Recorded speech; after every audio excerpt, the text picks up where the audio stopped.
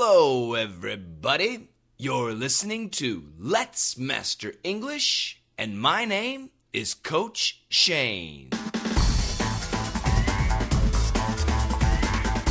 How are you doing, everybody? It's great to be with you again. Thank you for downloading Let's Master English Podcast 23.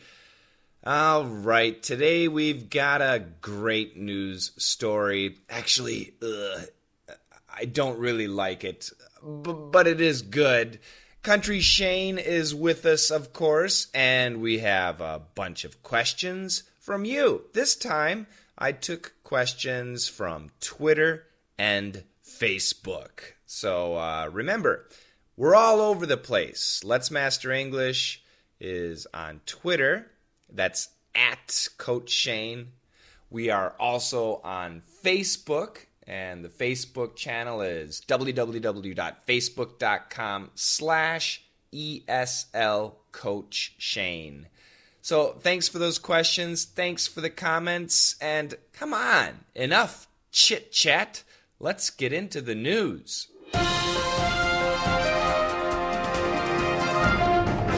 One local sushi bar patron described a roach that skydived off the ceiling onto his table as he was eating. That roach was followed by 4 more. The restaurant comped affected customers half their bill and bug-bombed the building that same day. Oh my goodness. Well, there's 2 key words. Did you hear the key words? One of the key words was restaurant, and the other key word was roach. So if you know those words, you basically understand the story. Let me read it again. Listen carefully. Upscale restaurants in Soho are being invaded by a kitchen's worst nightmare. Second worst. Roaches. One local sushi bar patron described a roach that skydived off the ceiling onto his table as he was eating. That roach was followed by 4 more. The restaurant comped affected customers half their bill and bug-bombed the building that same day. Okay, so today's story is kind of gross, unless you like cockroaches. Yes, we're talking about cockroaches. Cockroaches are an insect, and they have 6 legs, and they're really gross. Yeah, I think is it American cockroaches or German cockroaches? I don't know which one, but those are the ones that we typically see in, dirty places, like, some places in a kitchen or in a restaurant, in a bathroom. Yeah, you can see them in houses, in restaurants. And, if you have cockroaches, it's a problem because cockroaches bring disease, lots of bacteria. So, some places have many cockroaches. For example, California, Texas, Florida, New York. These places have lots of cockroaches. Other places have 0 cockroaches. When I grew up in Wisconsin, it's cold in Wisconsin, I never saw a cockroach. Now, I'm sure there are cockroaches, but, I just never saw one. I lived in the country.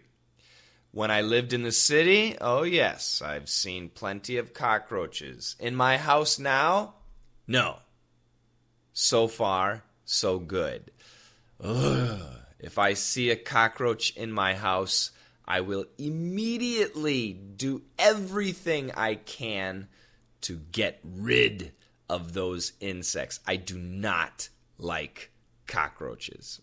Okay, let's go back into the story. The first sentence, Upscale restaurants in Soho are being invaded by a kitchen's worst nightmare. Second worst. Roaches.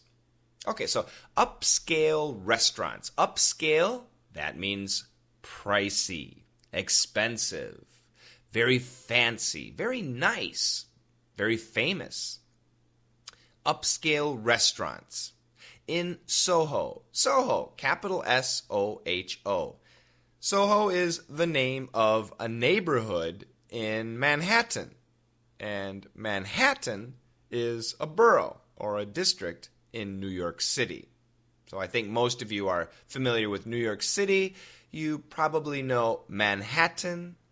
Typical American pronunciation, Manhattan. It's a glottal stop. And many of you might have heard of Soho. So Soho is it's a pretty nice neighborhood in New York City. So upscale restaurants in Soho are being invaded by someone who attacks an area that does not belong to them. So in history, have you heard of Genghis Khan? Genghis Khan invaded all of Asia and parts of Europe. So invaded. So this kitchen in Soho is being invaded by a kitchen's worst nightmare. Something's worst nightmare. The worst situation. Something that's really horrible. So, do you guys know what a snowman is? A snowman, you get some snow, you roll it into a couple of balls, and you stack them together, and you have a snowman. Well, in America, we have a very famous snowman. His name is Frosty the Snowman, and there's even a song, Frosty the Snowman, da-da-da-da-da-da-da. Anyway, the sun is Frosty the Snowman's worst nightmare. What is your worst nightmare? Not being able to speak English. All right, so in this case, upscale restaurants in Soho are being invaded by a kitchen's worst nightmare. What is a kitchen's worst nightmare? Mice. Ah, yeah. Rats. Ooh, yes. Yeah, a kitchen's worst nightmare might be mice or rats. R-A-T-S. Bleh. So I changed it. Okay, second worst. The second worst nightmare. Roaches. R-O-A-C-H-E-S. Cockroaches. The full name is cockroaches. C-O-C-K-R-O-A-C-H-E-S. La cucaracha. How does the song go? There's I think it's a Mexican song. La cucaracha, la cucaracha. Yeah. Anyway, it's a good song, but it talks about cockroaches and cockroaches. Some people like cockroaches. Some people keep cockroaches as pets. Some cockroaches in the jungles get huge. I mean, like 10 centimeters. Yeah, I'm serious. Most cockroaches in America are about an inch, maybe a little bit bigger. That's like between 2 and 3, 4 centimeters. Oh, God, I don't like cockroaches. Now, if you ask me, if I had a mouse in my house, that might be cute. If I had a rat, that would be gross. And if I had cockroaches, that would be gross. So which is worse, rats or cockroaches? Oh boy, I don't know. They're both nightmares. To have a roach or a rat in your house, yeah, those definitely are nightmares. Which is worst, I'm not sure. Okay, so the first sentence is easy, right? Listen again. Upscale restaurants in Soho are being invaded by a kitchen's worst nightmare. Second worst, roaches. One local sushi bar patron described a roach that skydived off the ceiling onto his table as he was eating.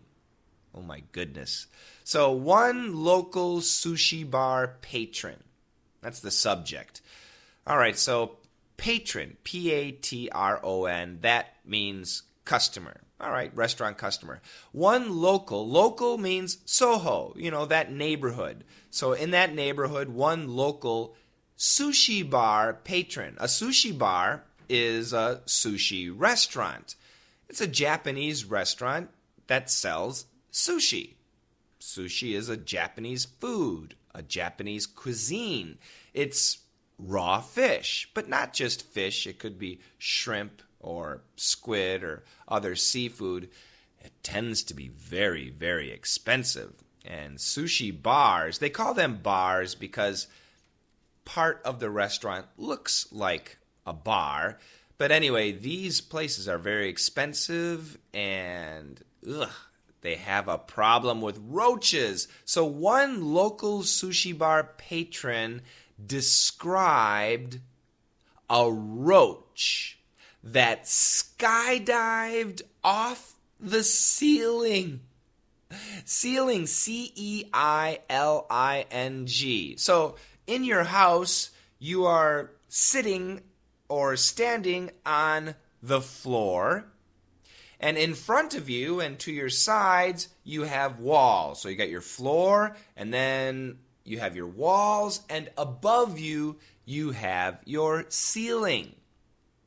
So at this sushi bar, there was a cockroach on the ceiling, and it skydived. It jumped off the ceiling onto his table. It's so gross. As he was eating. Can you imagine that? Oh my goodness. Ooh, this is delicious. Can I have some? Get out of here. I'm sure the cockroach was just asking for some sushi. Oh my God. The next sentence. That roach was followed by 4 more. Oh God. It was an invasion. So the first cockroach came down. Can I have some? And then dum, dum, dum, dum, dum, dum, dum. 4 more cockroaches came down on his table. It's raining cockroaches, hallelujah, it's raining roaches, amen. They like your sushi, your burgers, your french fries too. The cockroach wants to eat next to you. It's raining cockroaches. Sorry. That is so disgusting. If I were that patron, if I had been that customer, I would have screamed like a little girl and ran out of the restaurant. I would be so angry. Can you imagine? It's so disgusting. For me, that's too much. All right, the next sentence, the last sentence. The restaurant comped affected customers half their bill and bug bombed the building that same day. So the restaurant, the sushi bar, comped, C-O-M-P-E-D. The restaurant comped affected customers half their bill. So affected customers, that means customers who were affected by the cockroaches. So if a cockroach lands on your table, you were affected by a cockroach. If a cockroach is crawling up your leg, you're affected by the cockroaches. If a cockroach lands on your leg or your shoulder or into your food, you were affected by the cockroaches. So affected customers. These customers were comped half their bill. Okay, so comped is short for compensated. C-O-M-P-E-N-S-A-T-E-D. And to comp someone can have 2 meanings. It could mean to pay someone or give someone something for being a wonderful customer. But it can also mean to pay someone or give a discount to someone for bad service or bad food. So we can guess in this situation, comped refers to the second definition, to pay someone or give someone a discount for bad service or food or bugs. But they didn't give the affected customers their food for free. They only gave them a 50% discount, half their bill. What the heck? So if you go to this restaurant and cockroaches are raining down on your table, the restaurant will say, "Oh, I'm very sorry. Those were uninvited guests. Please only pay half your bill." If I were the customer, I would say, "What? I'm not paying anything. This is disgusting." Unbelievable. The restaurant comped affected customers half their bill. And the last part of the sentence, bug bombed the building that same day. Bug bombed the building. So a bug bombed, what is, in this case, a verb. What does it mean to bug bomb the building? It means to exterminate the bugs, to kill the bugs, to get rid of the bugs, to gas the bugs.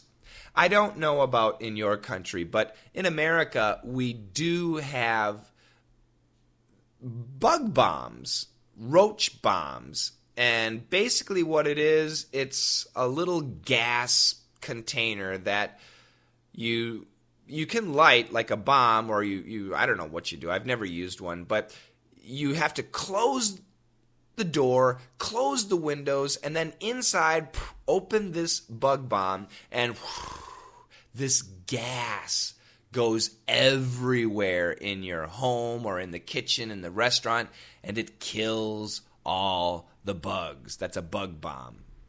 Very bad, serious gas. That's what they did to the building that same day. Well, I hope so. So this story is crazy for 3 reasons. Number 1, it's a very expensive, nice restaurant. And it's not just one restaurant. Several restaurants have had this problem. So expensive restaurants should be clean. No, that's not true. Number 2, I understand sometimes restaurants will have cockroaches, maybe even mice. Restaurants have lots of food, lots of grease. So I understand that. But cockroaches jumping off the ceiling, and not just one, but 5 on one guy's table? Oh God, that's too much. And number 3, they still charged the customers 50% of their bill. Now, I understand sushi is very expensive, but sushi and roaches are not a good combination. Terrible, terrible, terrible. What do you think? I think you agree probably with me. All right, let's look at the vocabulary one more time. Upscale, pricey, expensive. Soho, capital S-O-H-O, the name of a neighborhood in Manhattan, which is in New York City. Invaded by. Genghis Khan. Is it Genghis or Genghis? I think it's Genghis. Genghis Khan invaded all of Asia and parts of Europe. Parts of Europe and Asia were invaded by Genghis Khan. Something's worst nightmare. The worst situation. The sun is Frosty the Snowman's worst nightmare. Roaches, short for cockroaches. Can I have some? Local, neighborhood. Sushi bar, a restaurant that sells sushi. Patron, Patron, a customer. Skydived, skydived, skydived. Parachuted, parachuted, to jump from an airplane, usually with a parachute. Ceiling, ceiling, that is what is above you. You have a floor below you, walls in front of you and behind you and to your sides, and a ceiling above you. And I have a siren going by me. Comped, comped, short for compensated. And to compensate someone means to pay someone or give someone something for being a wonderful customer. But it can also mean to pay someone or give a discount to someone for bad service, bad food, or bugs. Affected. Customers who were affected by roaches. Customers who were bothered by roaches. Bill, as a noun, a bill. The charge that you have to pay. A restaurant bill, an electric bill, a bill. Bug bombed. B-U-G-B-O-M-B-E-D. Bug bombed. To have exterminated bugs. Got rid of bugs. Gassed bugs.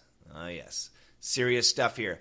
So the story, I guess the first time you heard it may have been very difficult, but now it should be easy. I'm going to read it slow, and then I'm going to read it normal. Are you ready? Here we go. Upscale restaurants in Soho are being invaded by a kitchen's worst nightmare. Second worst. Roaches.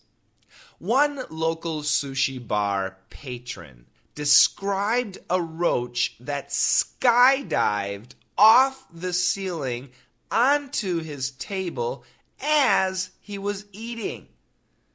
That roach was followed by 4 more. The restaurant comped affected customers half their bill and bug bombed the building that same day. Upscale restaurants in Soho are being invaded by a kitchen's worst nightmare. Second worst. Roaches. One local sushi bar patron described a roach that skydived off the ceiling onto his table as he was eating. That roach was followed by 4 more. The restaurant comped affected customers half their bill and bug bombed the building that same day. How you doing, everybody? This is Country Shane, and I'm here to bring you the facts. Cockroaches would make pretty good football players. They're fast. They can move 1 meter every second. And they're agile. Those creepy crawlers can change direction 25 times every second. Woo! This has been Country Shane bringing you the facts.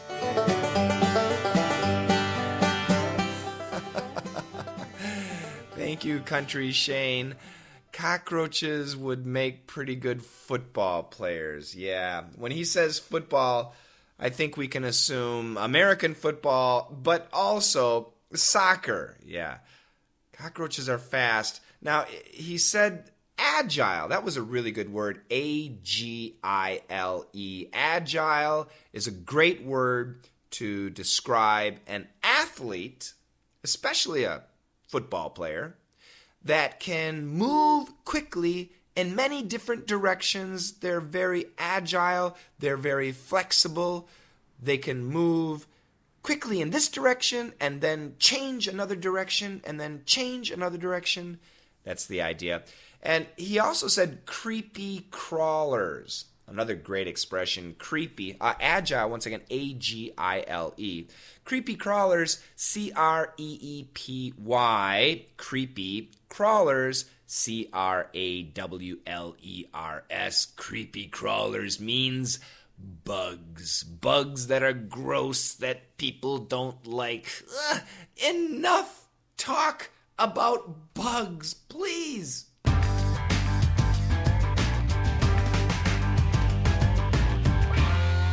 It's question and answer time, and our first question comes from Emrahim. I hope I'm pronouncing that right.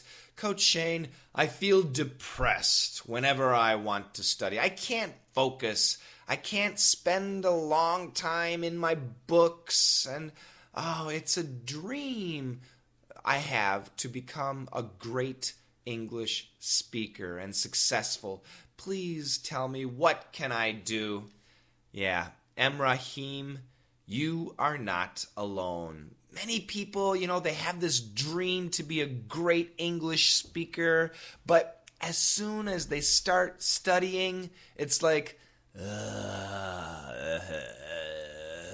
don't want to do it. And then you start looking at Twitter and YouTube and listening to music and watching movies, and you forget about English. I know, it happens. So my recommendation to Emrahim and everybody else who's having a hard time focusing or really concentrating on your studies for English, find your hobby, something that you love to do, and mix it with English. So maybe you like video games. Great.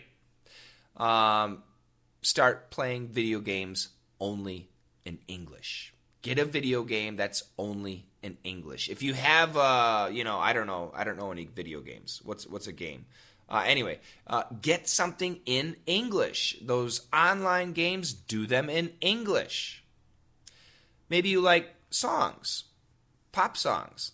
Well, find some English songs that you like. Okay, I know some of you may say, this is terrible. Well, I'm sure you can find something that you like. Or maybe your favorite singer in your country has some songs in English. Movies, the same thing. Start watching movies. And one thing about movies is, for real beginner students, yes, subtitles are fine. But personally, I don't like subtitles. I think this is the best way to watch a movie, even if you're a beginner. Watch the American movie or British movie, whatever. Watch it in English, but have your language subtitles. That way you can understand the movie pretty much completely. And then watch it again with no subtitles. 0 subtitles. Because you still know the story, but now you're really going to have to focus on the language. And if you're looking at subtitles, you will be distracted. You can't focus on the action, on the body language, on the expressions. And that's so important in communication. Looking at the person speaking, looking at their eyes, their body language, the expression. Are they happy? Are they sad? It's so important in communication. So I recommend that. Movies. I don't know, maybe you like poetry or reading. Now, poetry and reading is actually quite difficult. So if you want to start reading in English or reading poetry in English, I highly recommend very short stories, very short poems. What might be better would be news articles. So if you like sports, then read sports articles in English, especially about your favorite sport or your favorite athlete. Find your interest, your hobby, and link it to English. That will help you start appreciating English and having fun with English, and hopefully that will allow you to focus more on English, and then maybe my lessons will be very useful for you. So yeah, focusing and getting motivated to study English every day is difficult. I always recommend students, if you really want to master English, you have to invest at least 30 minutes a day, 6 days a week. 5 days is okay, but that's the idea. So that's the way I make my DDM lessons. They're basically, I want you to study my lessons for 30 minutes every day, 6 days a week. Monday is the day off. That's the day with no lessons. But instead, you get my podcast. So yeah, it's not easy sometimes to focus, but it's necessary. And for how long? How long do I have to study English? 6 months? 1 year? Yeah, if you want. But come on. Let's say you want to go on a diet. So how long will you go on a diet? For 6 months? A year? Okay, fine. But then after 6 months or after 1 year, you're going to get fat again. So you want to quit smoking? Great. So you want to quit smoking for 6 months, a year? Fine, that's great. But then you're probably going to start smoking again. Yeah, this is a lifetime. Language should be a lifetime enjoyment. Learning, I hope, is enjoyable. And I know is at school, sometimes learning is not very enjoyable. Bleh. However, if you're out of school, find a way to make your method of studying enjoyable. Okay? So, Rahim, that's the answer. Link your hobby, your interest to English and make it enjoyable and do it forever. I'm serious. Okay, our next question actually comes from Twitter. The Twitter sign is @diabetesdealer. Hi, Shane. How do you pronounce the R at the end of a word? For example, in father. Yeah, this is a tough one, that R sound. So many countries do not have that R like we have in America. And even different parts of America, the R is not so strong. For example, if you go to Boston, the R sound is very similar to British R, not very strong. However, if you watch most news programs, CNN, ABC, CBS, the anchor will have the standard American accent and the R is strong. So when you do the R sound, now I've made many videos on Coach Shane's ESL YouTube channel. You gotta really concentrate. Your tip of your tongue is not touching anything. The tip of the tongue is pointing to your alveolar ridge. That is the skin above your upper teeth. Inside the mouth, of course. Now, if your tongue is relaxed, it sounds like this. So you have to give your tongue energy. Use it. It's a muscle. Use it. So the only difference there was a relaxed tongue,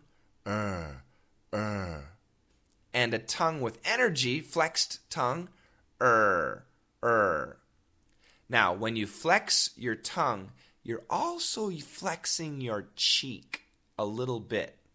You can imagine eating something very sour. Okay, not that much, but that's the idea.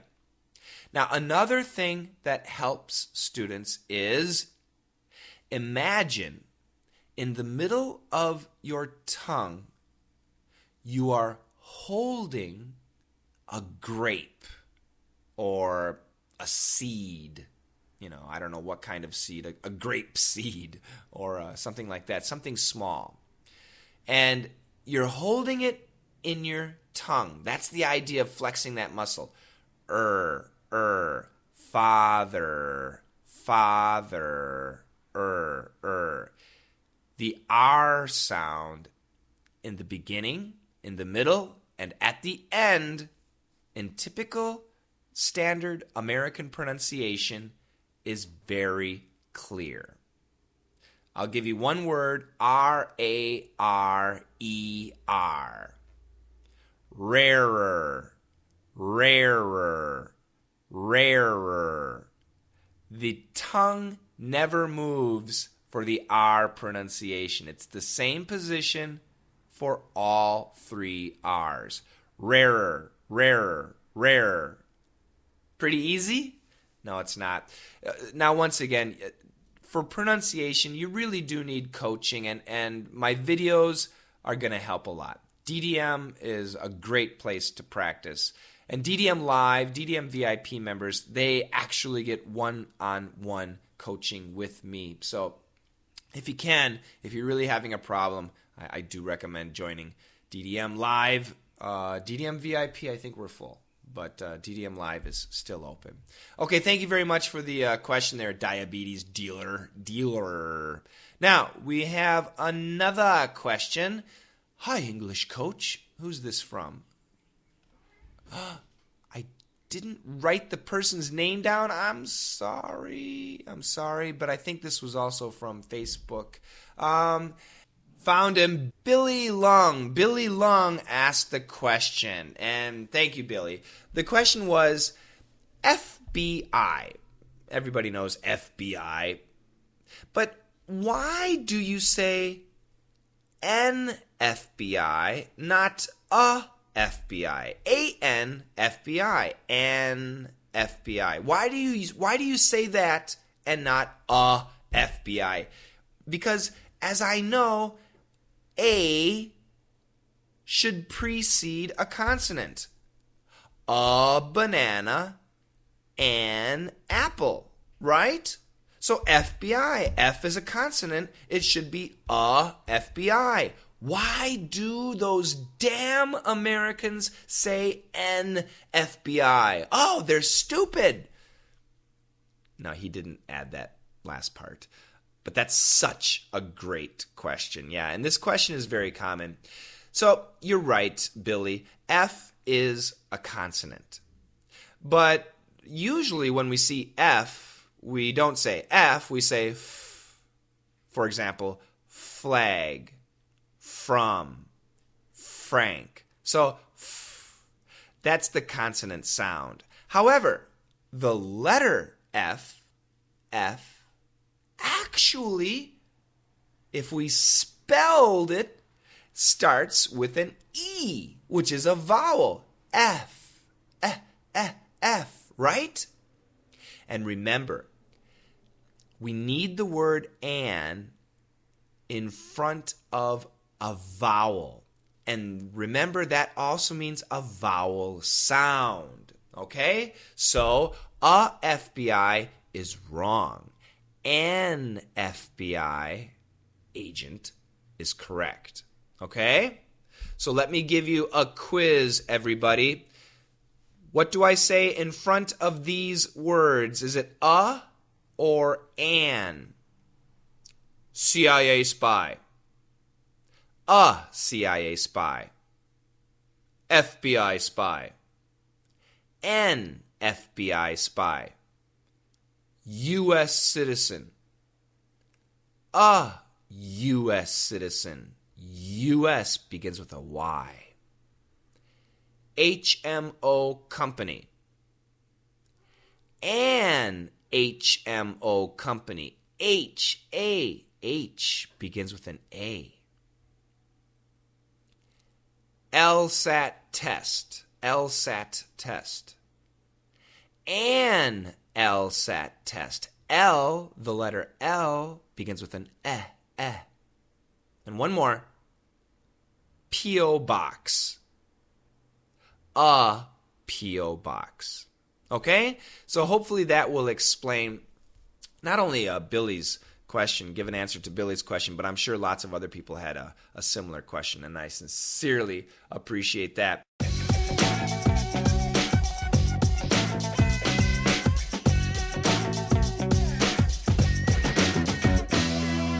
Okay, I want to say hello to a couple of people, and we've got Bilal.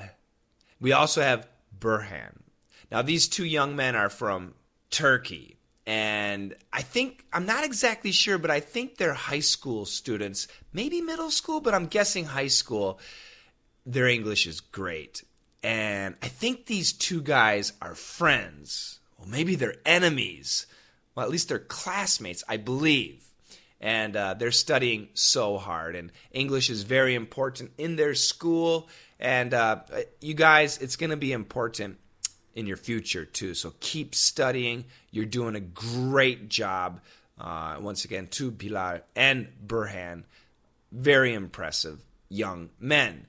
And Burhan specifically asked me, and Bilal did too, but Bilal, you didn't tell me your teacher's name, but Burhan did tell me his teacher's name, and I'm guessing it might be the same teacher.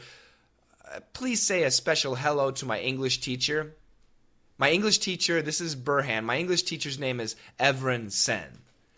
So, Evren Sen, hello.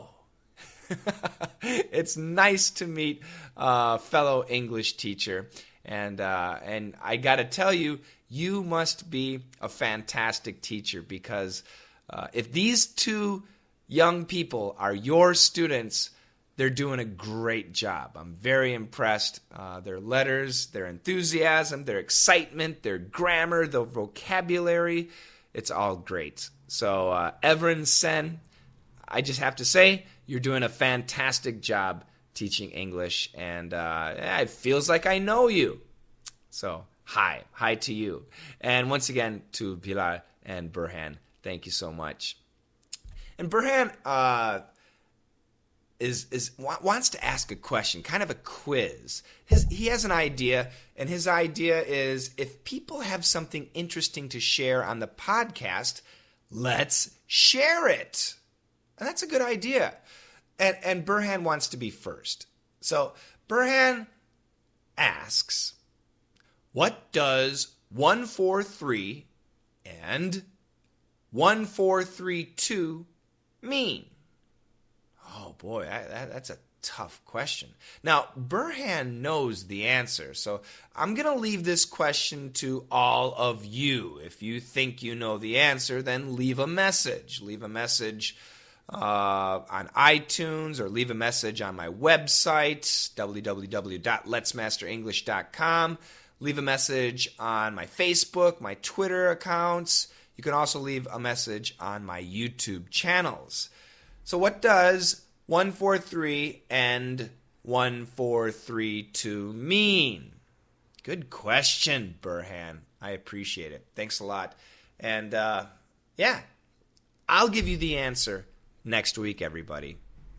And I also want to say Bilal wrote a very funny story, and he submitted it to an American magazine called Reader's Digest. And I approve. I think the story is great. It's really short, and Reader's Digest prefers very short stories, but it's very good and it's very funny. It's a great joke. So once again, to Burhan and Bilal, thanks a lot, you guys. I appreciate your participation. And your English teacher, Evren Sen, a hell of a teacher, a great teacher, fantastic teacher.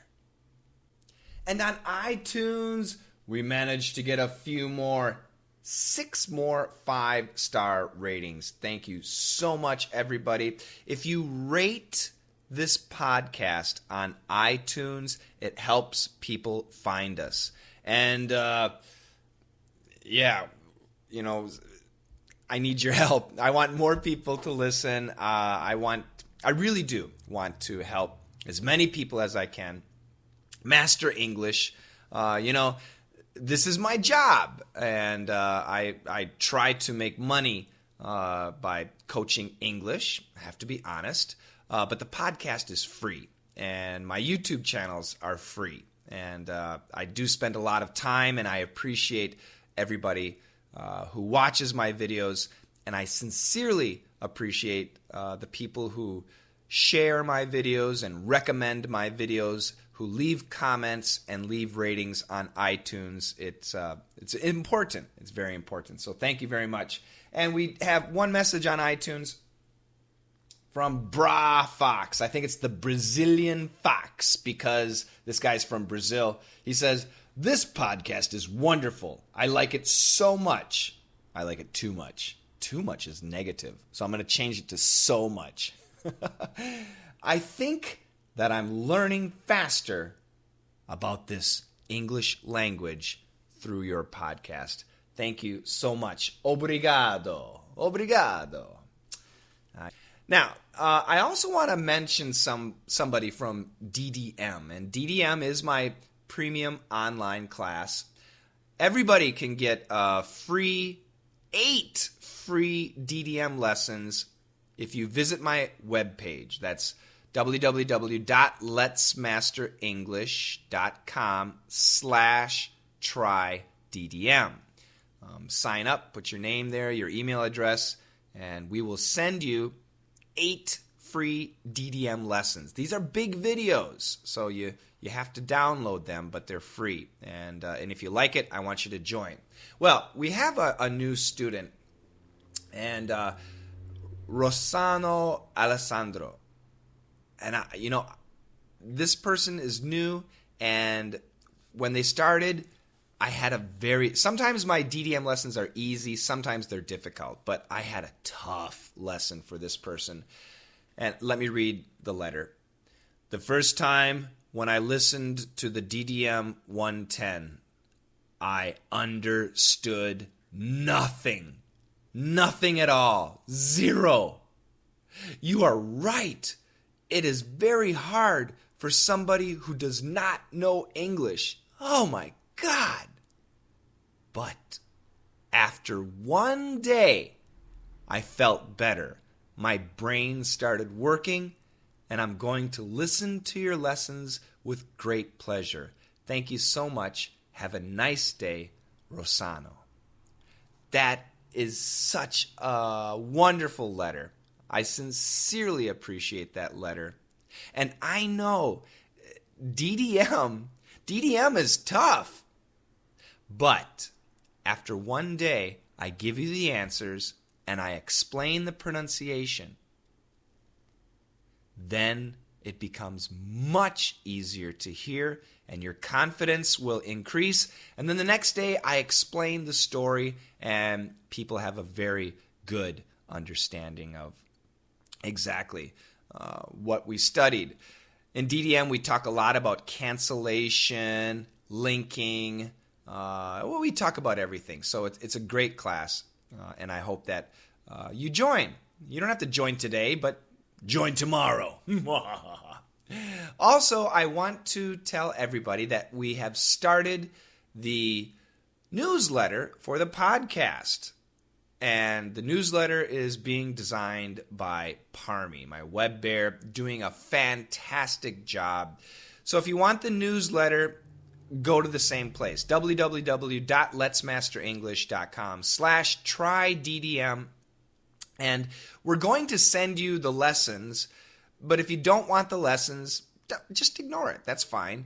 But every week, we will also send you the podcast newsletter, which will have the text for the podcast and some of the key vocabulary. So that should help you understand the podcast.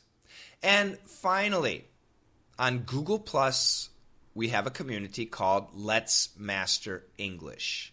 And we've got such a fantastic group of people who are dictating these podcasts. And for podcast 22, I have to give a really big special thank you to Azin. Azin and Mohammed, Andre. You guys worked very hard on podcast 22, and I sincerely appreciate all your work. This is a community effort, so please join our Let's Master English community. Just go to Google, Google search and use Let's Master English, or search for Let's Master English, and you'll find it under Google Plus Communities. And one final note. When you get my free DDM lessons, some people do have problems. I always recommend people use Chrome.